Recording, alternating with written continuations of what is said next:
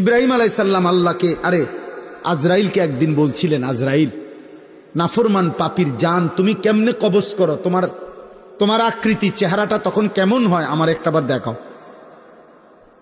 খোদার কসম, আজরাইল বলছে, ইব্রাহিম নবী, আল্লাহর দোহাই, আপনি আমার এটা দেখতে চাইেন না, আপনি পারতেন না সহ্য করতে। ইব্রাহিম আলাইহিস সালাম বললেন, না আমি দেখবই, তুমি আমারে দেখাও। তো হযরত ইব্রাহিম আলাইহিস সালামকে মালাকুল মউত আজরাইল বলল, হে নবী ইব্রাহিম, আমারে 30 সেকেন্ড সময় দেন, 1 মিনিট সময় দেন, আমি আপনার থেকে একটু আড়াল হব। আচ্ছা ঠিক আছে। একটু আড়াল হইয়াই 1 মিনিট বা 30 সেকেন্ড পরে আজরাইল আবার ফিরে আসছে ইব্রাহিম নবীর সামনে।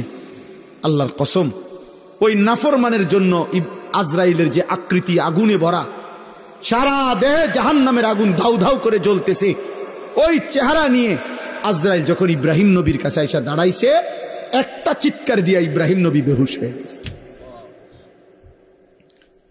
লম্বা সময় পরে যখন হুঁশ আসছে আজরাইলকে স্বাভাবিক সুরতে, তখন ইব্রাহিম নবী দেখে বলছে, মালাকুল মউত আজরাইল, কবরের কষ্ট, জাহান্নামের কষ্ট, হাসরের ময়দানের কষ্ট কোনো নাফরমান পাপীর জন্য লাগবে না। তোমার এই বিভৎস আকৃতি দেখলে, তোমার এই বিভৎস চেহারা দেখলেই জান কবজের সময় কোনো নাফরমানের 70 বছরের পাপের যন্ত্রণার জন্য এটাই যথেষ্ট, আর লাগবে না।